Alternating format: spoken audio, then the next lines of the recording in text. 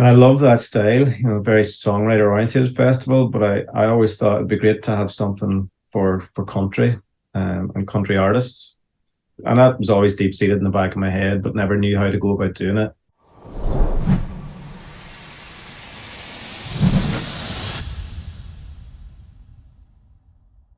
Hey everyone, Nikki here, and welcome to the Riff Yard. I'm joined by an incredible artist.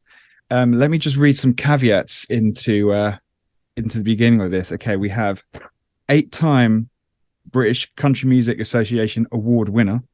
Okay, male vocalist of the year, 3 times on the bounce, and in the last 12 months, you've had 3 #1 country singles in the UK. Gary Quinn, how the devil are you, my friend? I'm not too bad, Nikki. How are you doing? I was looking up the shoulder there to see who you were talking about. Yeah, dude. Well, thanks very much for giving up the time to come along on this fine morning and shoot the shit with all things country and everything that you're doing, man. Appreciate Not a it. problem. No, not a problem. Thanks for having us.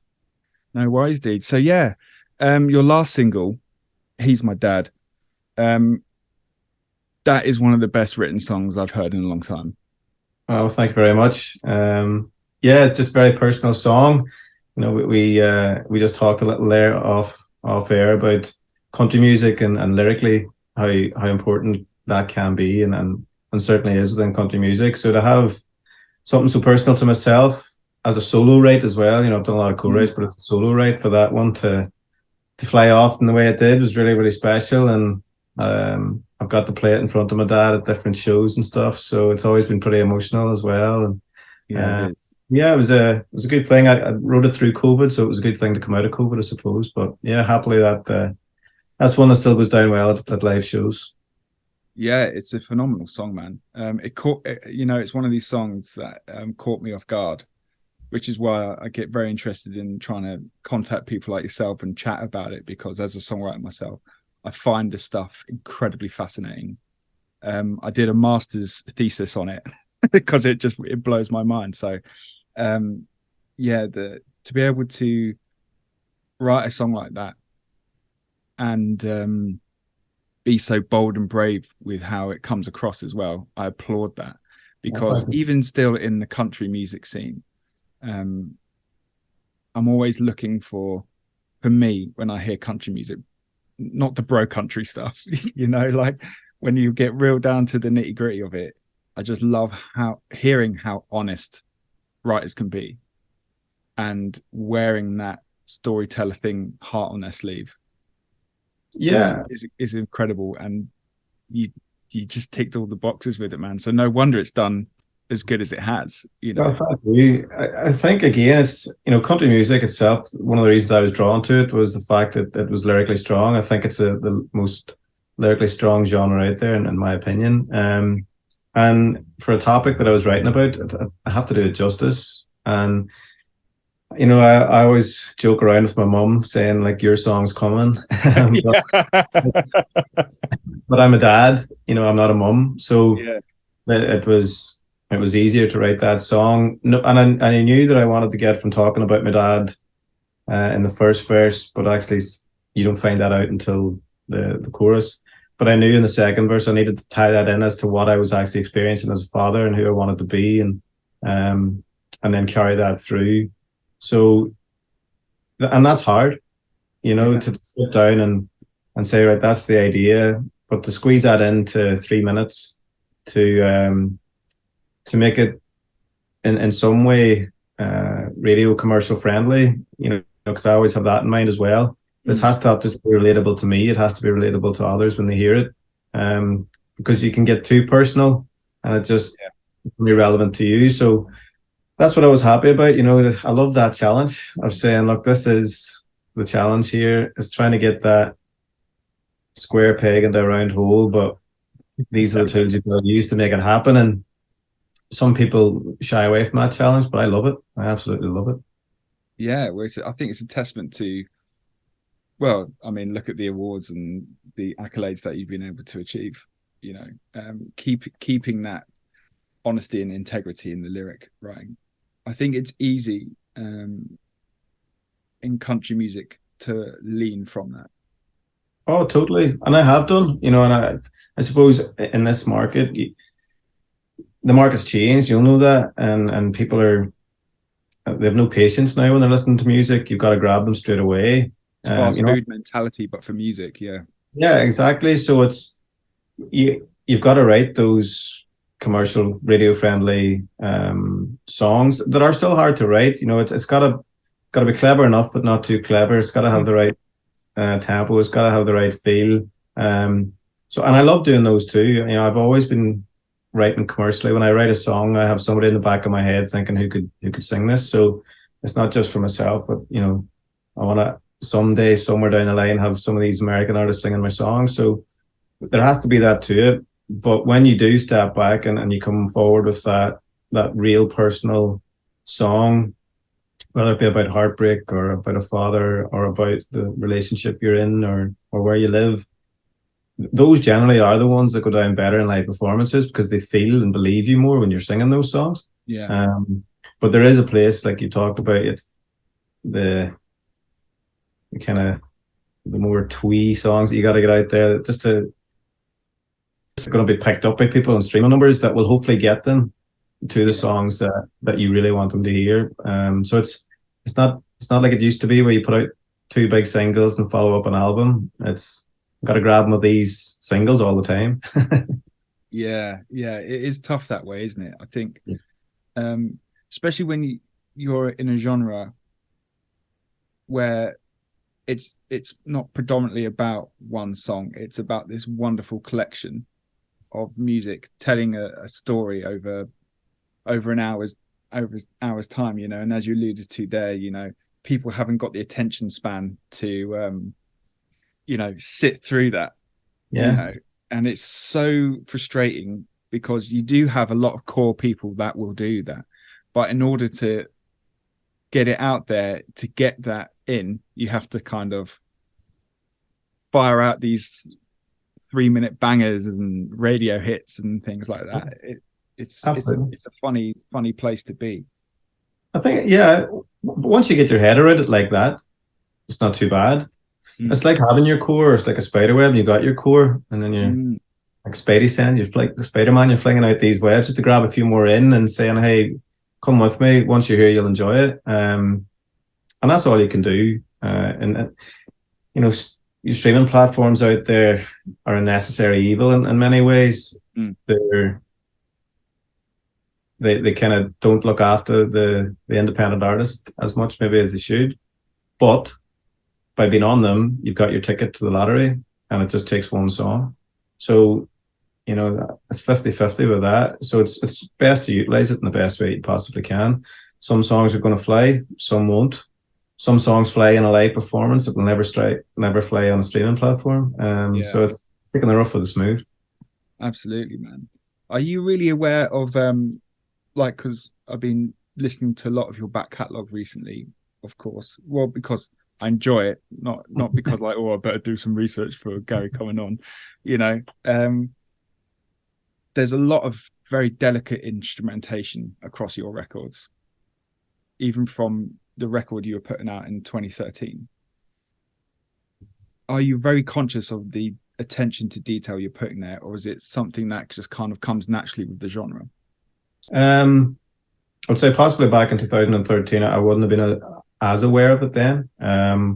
Heavily reliant on who I was using in Nashville to trust them with the brief they were given, and I'm fully appreciating that they're in the mecca of country music, and who am I to tell them what sounds better than something else? And to be fair, Thomas Schutz, who done my first album, he's actually a German guy who's living out in Nashville now this many years, and Grammy nominated now with different things he's doing. So, he had a really keen ear for what he understood I was looking for in my sound. I'd given him a decent enough brief, and it was trusting him and the guys that he used to come up with that. And I think he done a superb job in helping me really launch my sound into what I wanted to be. Very neo-trad kind of vibe, like thinking early Chris Young, kind of Craig Campbell kind of vibe. And over the years, I've kind of developed my own sound along with how streaming has gone, and I would see Chris Young more as a the artist I would model myself a little more on, who's still retain a lot of his neo trad stuff, but will put out more contemporary country pop undertones with his music. So I've been very mindful of that in the last couple of years, and using a guy, Richard Alex in Sweden, a good friend of mine. And we have been very keen on getting that detail right. Again, a lot of trust in Richard to do that. But I'm more confident in my own sound and what I want it to feel like, and it has to sound country. And so those little nuances of steel, or sometimes slide, or whether it be a bit of mando or banjo, just those are the little things I, as a country fan, will always pick up and think, I'm interested because that sounds country. Yeah. Then I'm in and I'll start listening to lyric. Whereas if it's coming at, if it's too pop or too rock, there's an element that I could probably switch off, and I don't want that for my own fans. So there's been a bit more detail in the last couple of years, but very fortunate in the formative years and trusting the guys in Nashville. Yeah, that's great, man. There's something I wanted to ask you as well, that have you thought about deep diving into like traditional Irish side of Irish country? Because funny enough, I have a bit of a tenuous link on this. Is that I spent when I was 13 to about 16, 17, I played bass in an Irish country band. Okay. And I cut, even though I was like Nirvana all the way, that was how I cut my teeth playing live. And it was, a bizarre setup, because you'd have all these amazing musicians, and it was my brother's drum teacher that actually asked me to come and play. And I was like, I have no idea about this genre. How can I learn the songs? He goes, oh, you don't need to learn the songs. You just turn up and play. 13-year-old, I was like, what the hell? So you set up and start, and he was like, yeah, this one's in key of G. Okay. Bang into it. And you're like, Irish Rover and all these things like that. Just watching what everyone's doing and then learning to play. So I cut my teeth on a lot of that stuff. So have you ever thought about trying to incorporate that like in there, or do you want to keep them two as separate plates, as it were? I've sat and thought about it, and growing up, at all the family gatherings, Wild Rover, Irish Rover, all of that stuff was coming out, and obviously a lot of strong links between Ireland and America, and how that formulation of the Nashville sound that we know will have that tone of the Scots when they went over, and the Irish. But I think they are very two separate entities. But a friend of mine, Colin Kerwin, did try and put out Celtic country a few years ago, and there were some lovely elements of using some Irish instrumentation on a contemporary country sound. I felt it worked quite well, but it didn't seem to fly maybe in the manner that he wanted. So there's been elements of that, of maybe doing a track. If I were to write a song about home, I would definitely try and look at maybe, I love the sound of the Uilleann pipe. Oh God, yeah. And that involved. It's so distinctive, isn't it? As soon as you hear it, you go like, exactly. Your ears up. So distinctive. And as an Irishman, when I hear that, there is a sense of this feels familiar, So, I've definitely looked at maybe doing that for a song. I wouldn't think I'd do it for a project, but definitely something that I've got maybe looking forward in the future. Yeah, that'd be wicked, man. Do you know, it's interesting you say that. It got me thinking there. It's what is an English instrument? Because obviously you have arguably you'd say like the sound of Nashville would be a banjo, or steel guitar. Obviously you have the pipes, and then you got bagpipes for Scotland and stuff. What would be the English thing? I was just trying to think, like, what's the sound of that? I don't know. Maybe go back in the medieval times there. Maybe what did the minstrels used to play? A lute or something. Yeah. Something like that, yeah. Yeah. Not to get that involved in some of your own country stuff whenever you're bust into a bit of Greensleeves or something in the middle of a country song. Yeah, it's great to have those traditional elements, isn't it? I was speaking to Amelia Quinn, funny enough, the other week on an interview, and talking a little bit about being conscious of those instrumentational parts. Like you were saying, it is a hard thing to be conscious of certain instruments being very particular for a genre. So if you're starting off writing, which I assume you just write predominantly on a guitar, yeah, are you then thinking, hang on a minute, I've got to have a gap for some extra instrumentation? very rarely.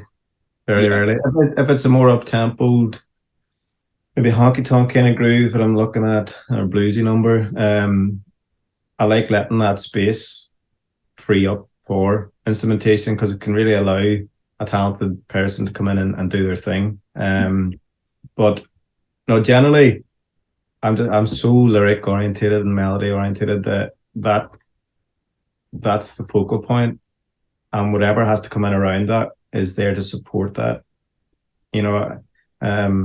I think sometimes in pop, production takes the lead, and it's more about the sounds that are sampled in sometimes that make the song over the actual lyrics. So very rarely I would sit back and think, no, we need to leave that space because I can hear a steel or whatever.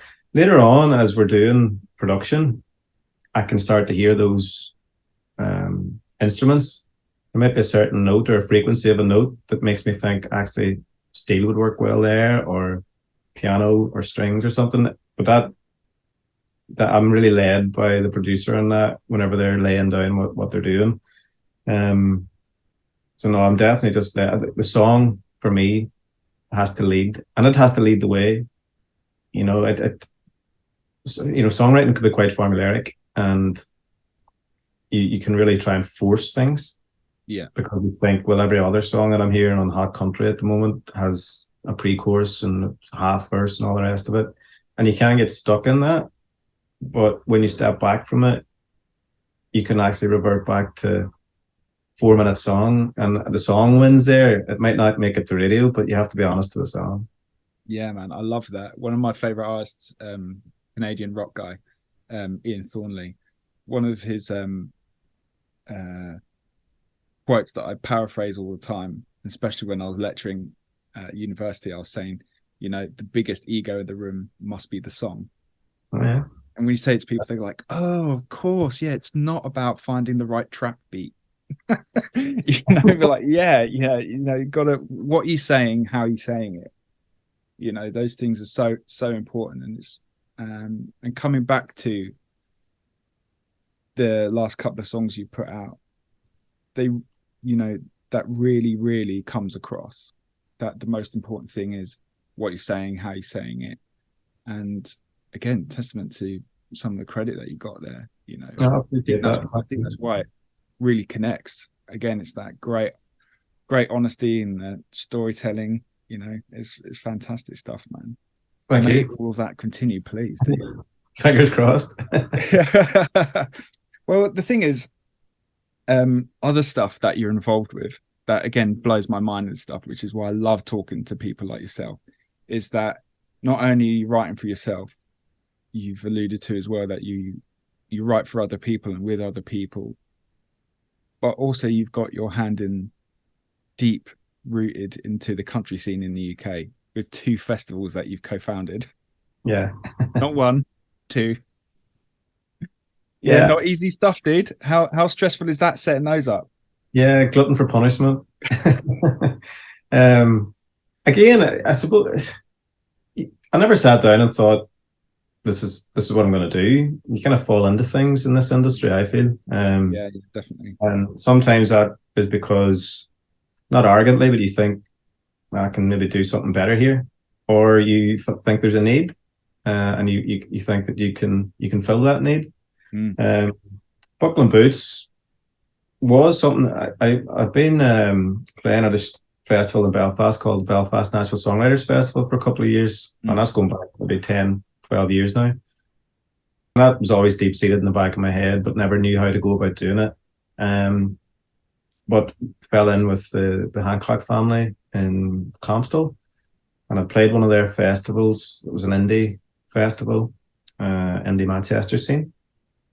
Fell in love with the venue, got talking with Carl, and 8 months later Buckle and Boots was born, because I felt at that time was on the crest of a wave.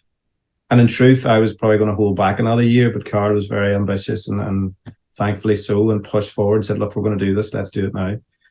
And it was an expansion maybe of the pop-up stages scene in London at C2C. And I personally felt, look, I want another platform to sing on. So there's a selfish element to it. But also all my colleagues that I've been running into up and down the country who feel there wasn't enough going on.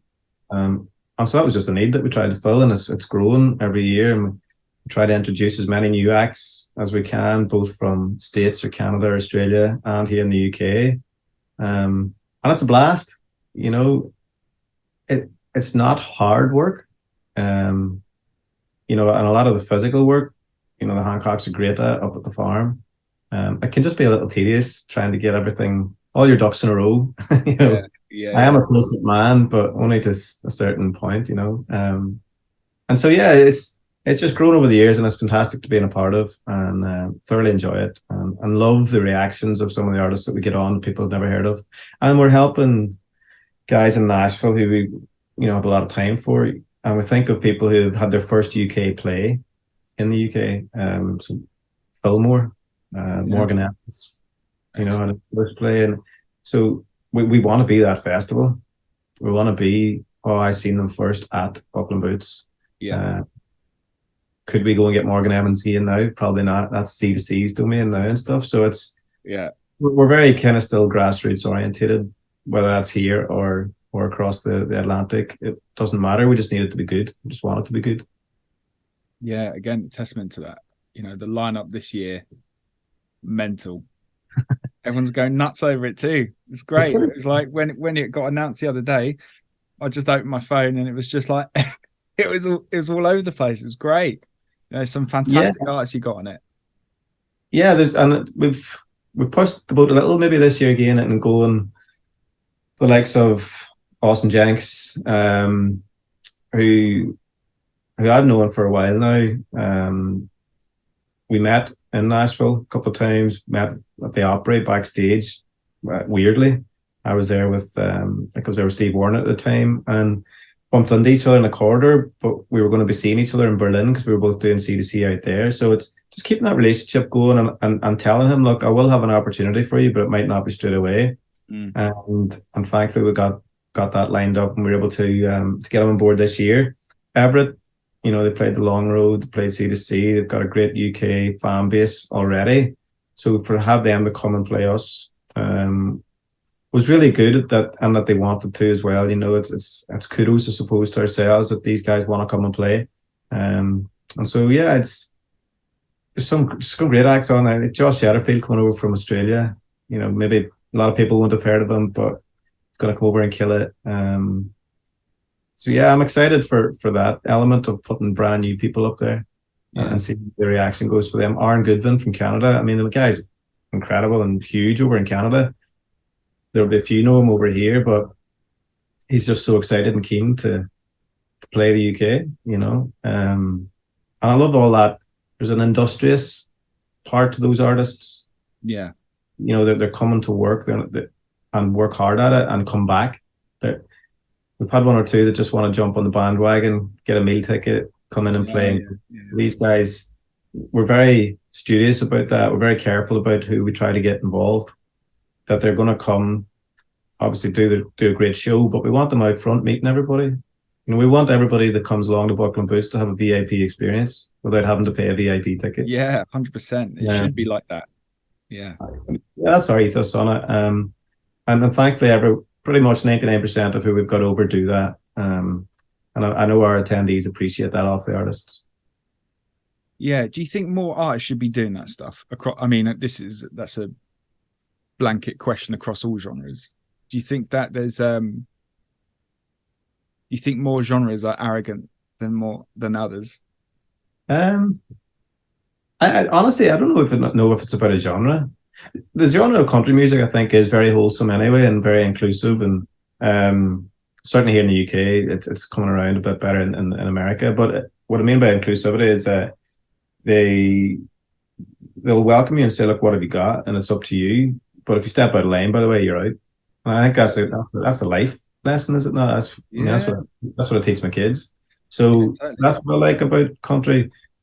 But I generally think down to that whole experience of going and meeting people and not being a diva. I think that's just down to being who you are as a person. Mm. You know, and some are better geared up to go out and meet people and be. I'm a social guy. I really enjoy it. Um, there's others that need to work on it just because they know they want to, but they find it hard. Those that feel they're owed it and can sit backstage, do all this, more power to them. You know, off you go. But it does be noticed by bookers. You know, so it's just I wouldn't lecture anybody on it. You know, it works for me to go out and meet people. I find it more beneficial. I feel someone is going to become more of a fan if they feel you're a friend. And that's not going out and pretending.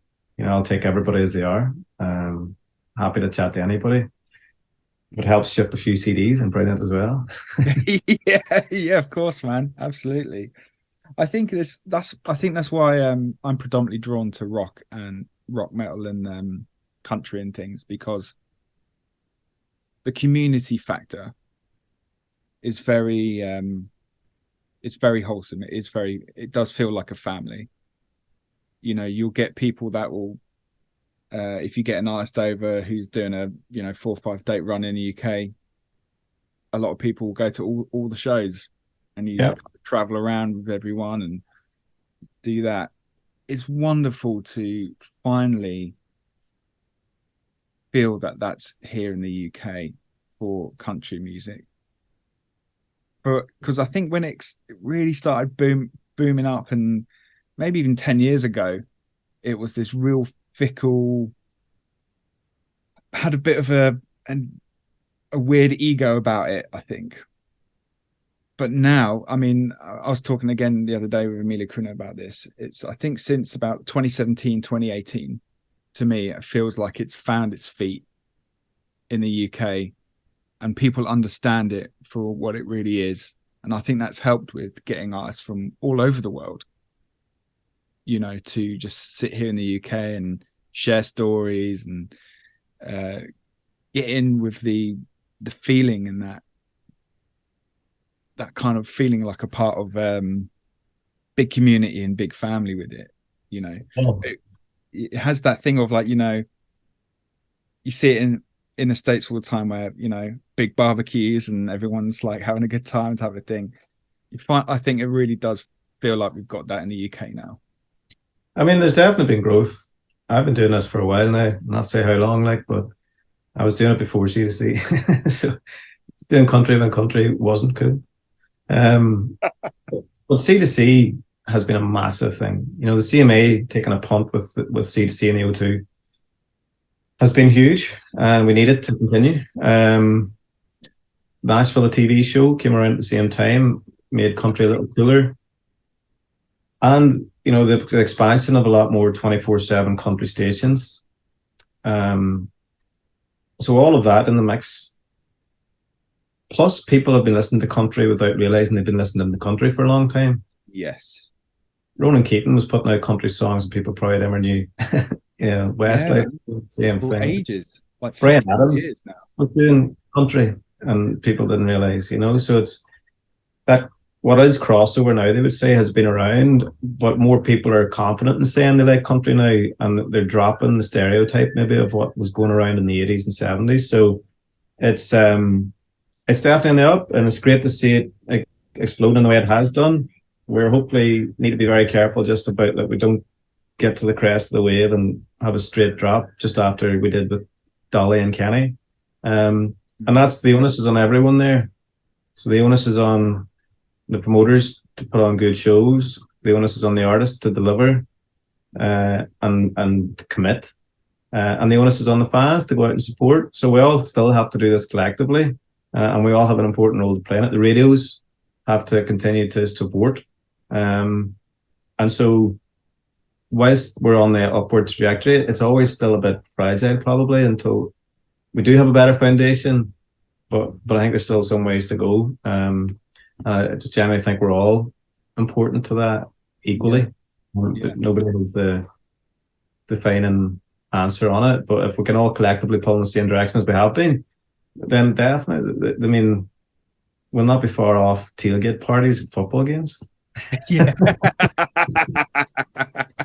Yeah, well, we've got a couple of NFL games popping over in the UK now. I think it's like 5 or 6 that they do now. That's right. So yeah, I think it's just the right time of the year in the UK for it to happen. I might start one up at the next Old Trafford game, see how far I get. Yeah, yeah, do it.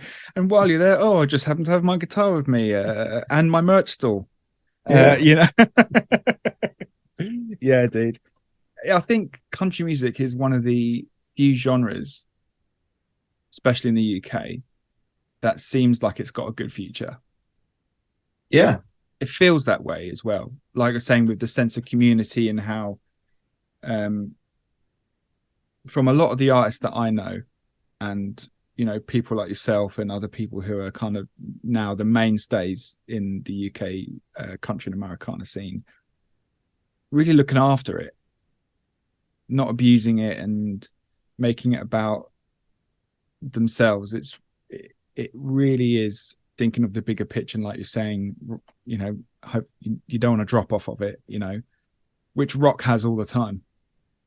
Rock music is this, it's horrendous that way. People are always like, rock's dead, and then they're like, no, it's not, it's here. And and it has this weird argument that seems to be going on for the breadth of time. Is it dead? Is it alive? What's going on with it? I think neither actually happens. I think it just still, powers through. But with country, it seems that it's got such a great foundation with community that 10, 15 years time, it's still going to be thriving the way it does, in my opinion, anyway. I think, It definitely has the potential. Absolutely. And I'll want to see that happen, and I'll continue to help do my little tiny part in it, whatever it might be. But I suppose the fragility that I see in it, and it's not to be a pessimist, with so many US artists coming over, and when we seen a little of this last May, I think there was something like 8 or 9 A-list Americans touring in 1 month. And I don't know if the fan base is there to support that level of shows.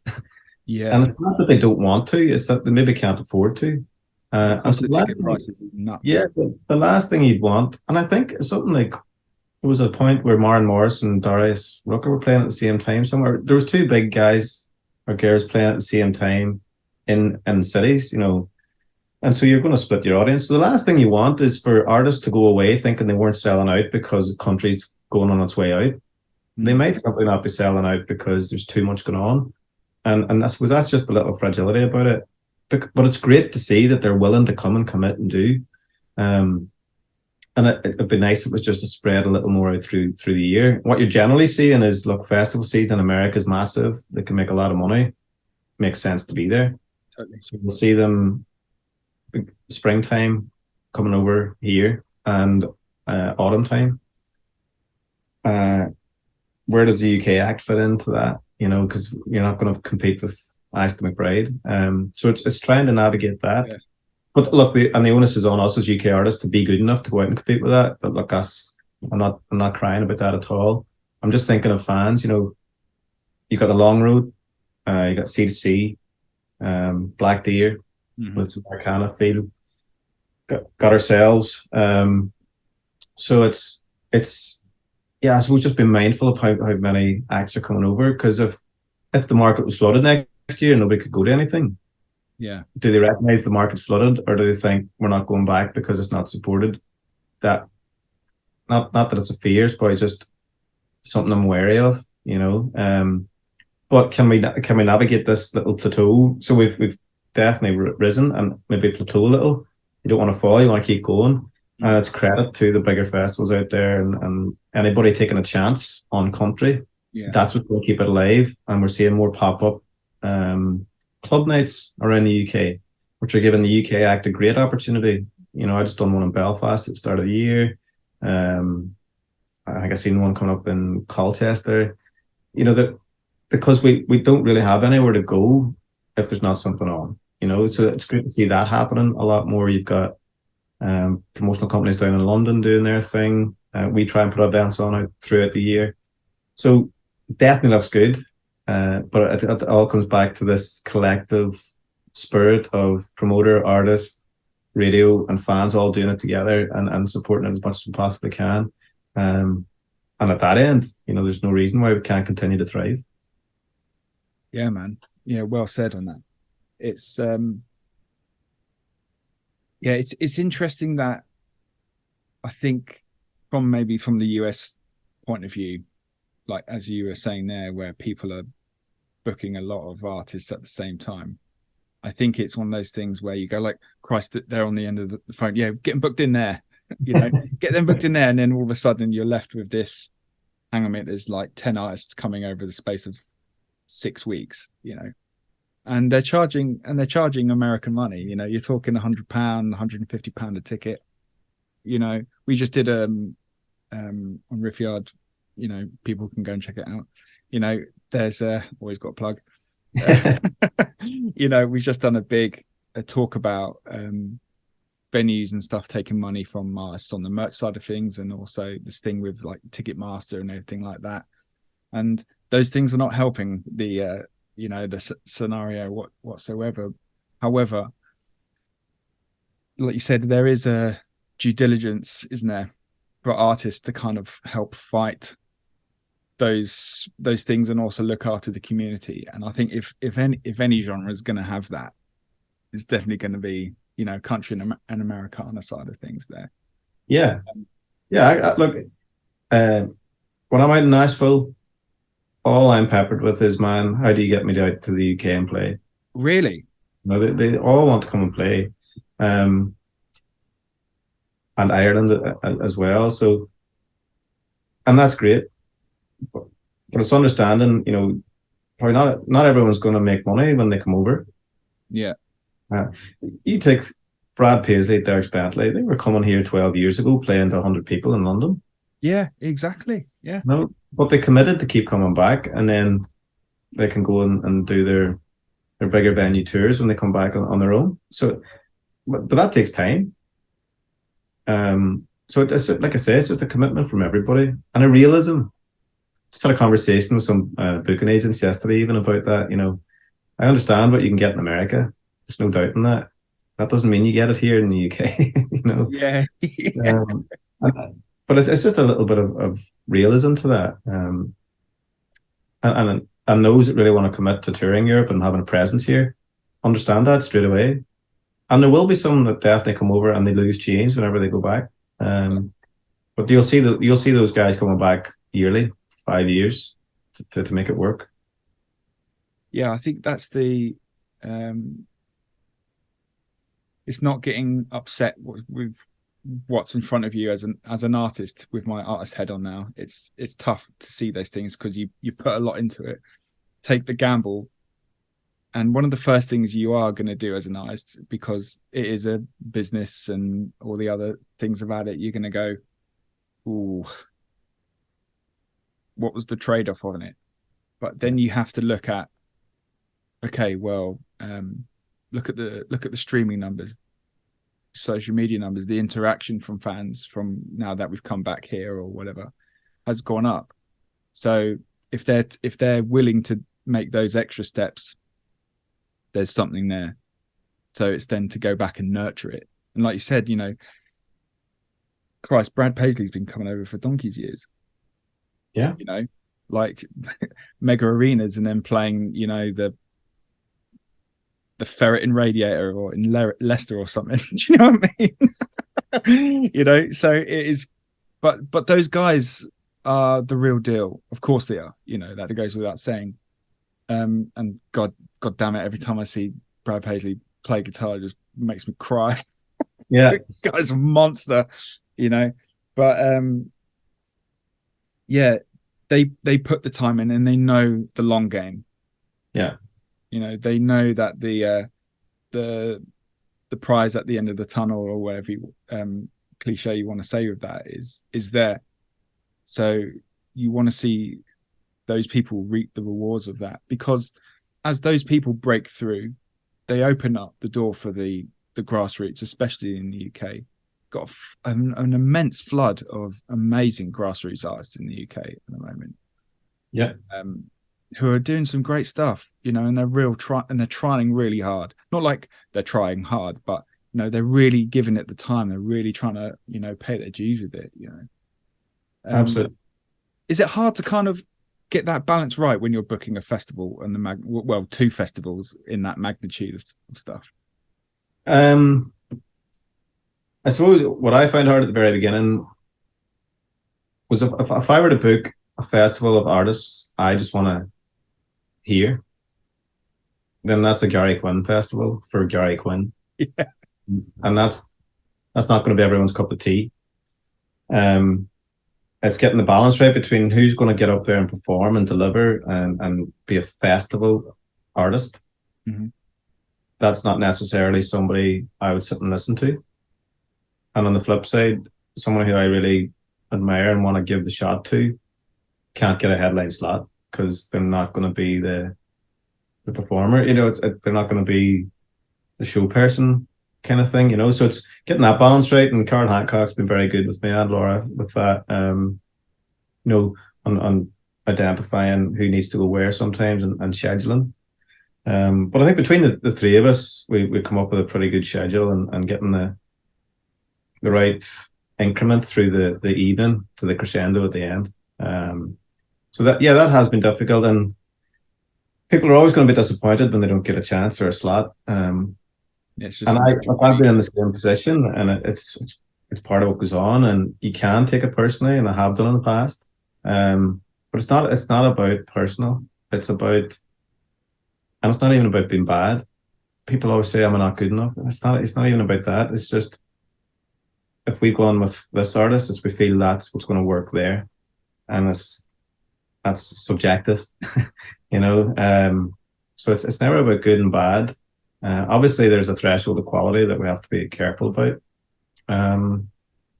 So yeah, the hardest part of it is saying no. Yeah. You know, you come into this and you try to start stuff like this off because you want to give people opportunities, and that's great. But you spend most of your time maybe hurting people or letting them down because they're not getting the shot that they want. So that's sometimes difficult. But like I say, it's nothing personal. And I know with myself, and I've been doing it long enough now that when I've had that rejection, it's part of the game. Yeah. But I use that rejection as like never doing that again, or it's right. I'm going to do this, and I wouldn't want anybody to change who they are, or anything about their artistic nature. But it's just channel it to work harder. You know, that's all I would do, and that's all I've done. It's whether it's right or wrong. I don't even know if there is right or wrong in music anymore because I know what you mean. Yeah, it's also subjective. You know, we can only do what we feel is the best that we're doing. Absolutely, man. Well, again, the lineup is top notch, mate. You know, Seriously. It's great. Yeah, thank you. Managed to really cover that his arts from around the world, and also check out this fresh new, I hate the word talent, but you know, this grassroots artists that we're going to nurture and look after. And if you spend the time on these guys, hopefully, you know, they'll be doing things around the world equally. It's a great thing to have, man.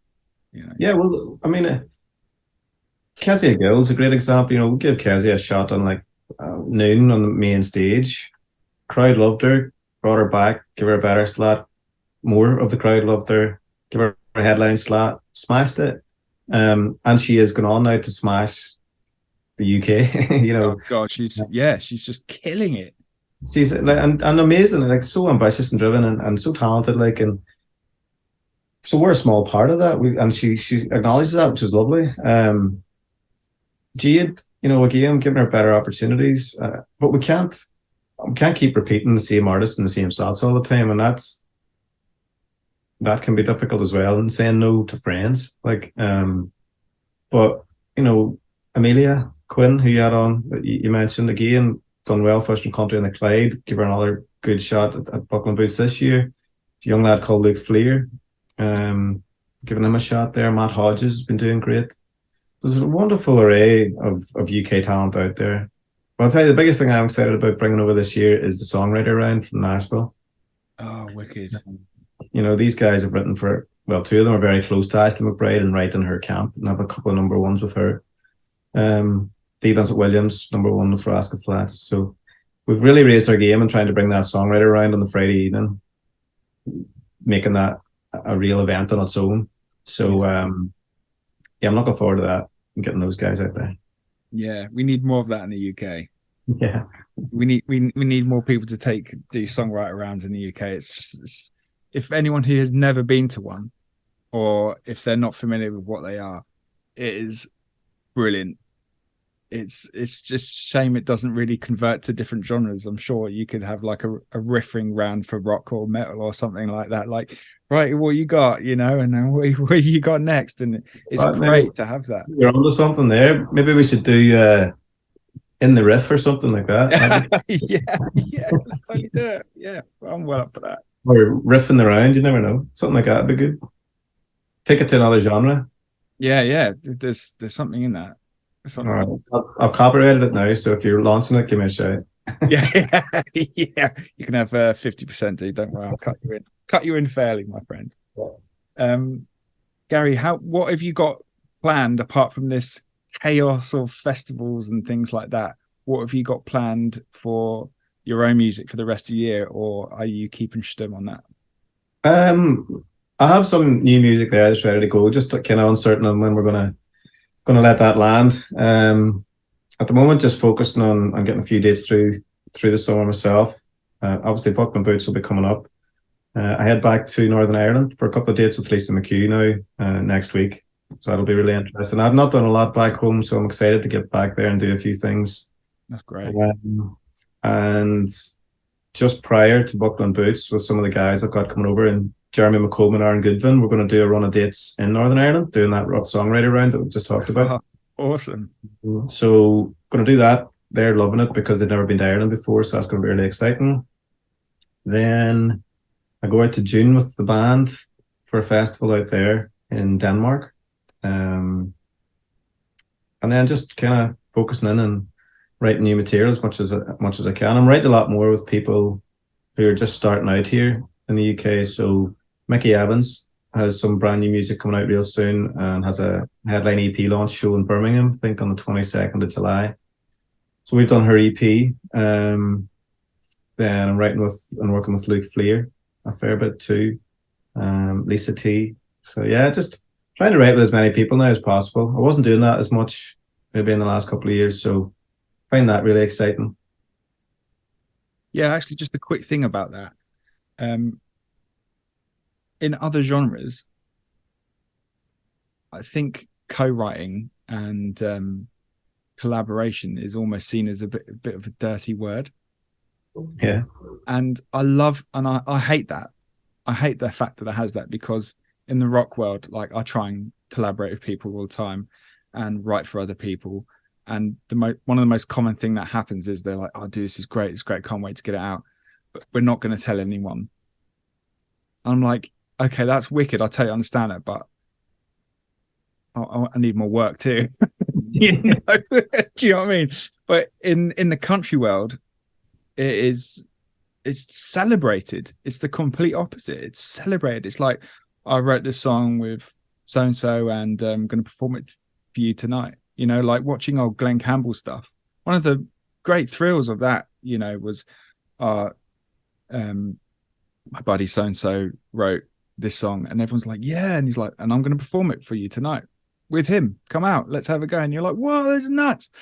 Like, country having that like celebratory thing about that is amazing. It's such a shame it doesn't translate to other genres as much. You get pop artists going, "Oh, it's ghostwriters and it's fake. They're not doing it by themselves," which I just think is such a stupid comment.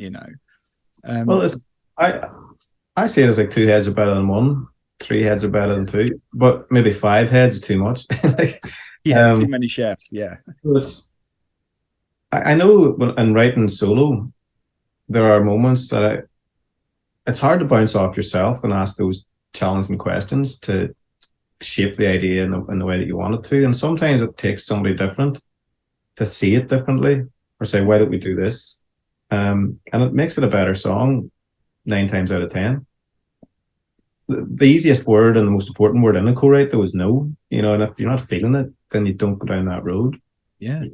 There can be difficult co-writes if you're feeling you have to force something on somebody or they're forcing something on you, because that should never happen.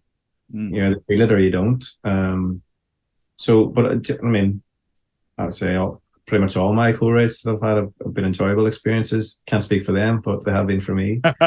And we've generally come up with really good stuff. So it's good to have somebody there to challenge you on what you think is a good idea. Because if they don't, then you have to make it better. That's how I see it. I would say maybe around the UK and in the past, I think there's been a lot of laziness sometimes, and and I'd prefer to sit and rewrite a little more. And